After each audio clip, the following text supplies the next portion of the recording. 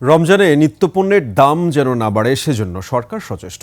মজুতকারীদের বিরুদ্ধে ব্যবস্থা নেওয়া হবে বলে জানিয়েছেন অর্থ উপদেষ্টা ডক্টর সালেউদ্দিন আহমেদ। তিনি বলেন, দেশের অস্থিতিশীলতায় উদ্বিগ্ন ব্যবসায়ীরা রোজার পর মূল্যস্ফীতি কমিয়ে 7 থেকে 8% ঘরে নামিয়ে আনার কথা জানান সালেউদ্দিন আহমেদ। প্রণব চক্রবর্তী রিপোর্ট। সারা বছর বাজারে অস্থিতিশীলতা কম বেশি থাকলেও রমজানে সে মাত্রা বাড়ে দ্বিগুণ। এতে কেনাকাটায় হাঁসফাঁস অবস্থা জনগণের। সচিবালয়ে অর্থনৈতিক বিষয় সংক্রান্ত উপদেষ্টা কমিটি ও সরকারি ক্রয় সংক্রান্ত উপদেষ্টা পরিষদ কমিটির বৈঠকে নির্ধারিত হয়েছে করণীয়। পরে অর্থ উপদেষ্টা ডক্টর সালেউদ্দিন আহমেদ সাংবাদিকদের জানান, নিরলসভাবে চাল, ডাল, চিনির সরবরাহ নিশ্চিত করা হচ্ছে।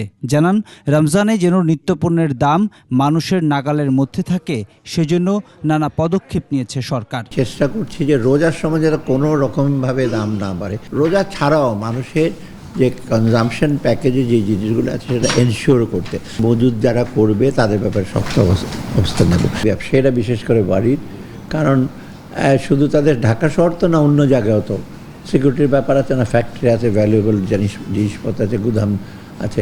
এগুলির প্রোটেকশন যদি না দেয় ব্যবসায় তো স্বস্তি অনুভব করবে না। সেটা উই এগ্রি এবং এটা দ্রুত সমাধান করার জন্য আমরা আলোচনা করছি। দেশ জুড়ে তোলপাড় ওয়ালটন ফ্রিজ কিনে আপনিও হয়ে যেতে পারেন মিলেনিয়ার।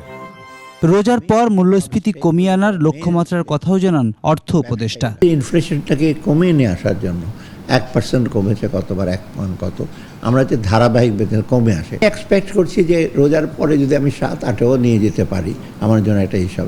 আর জুনের দিকে আমরা এক্সপেক্ট করছি বাজেটে একটা প্রজেকশন থাকবে। বিস্কুটে ভ্যাট কমেছে, আরও অনেক পণ্যের উপরে ভ্যাট কমানোর পরিকল্পনার কথা জানান অর্থ উপদেষ্টা ডক্টর সালেউদ্দিন আহমেদ। আরও 2-1টা পণ্যের কথা আমাকে বলছে। প্রণব চক্রবর্তী, 21 টেলিভিশন, ঢাকা।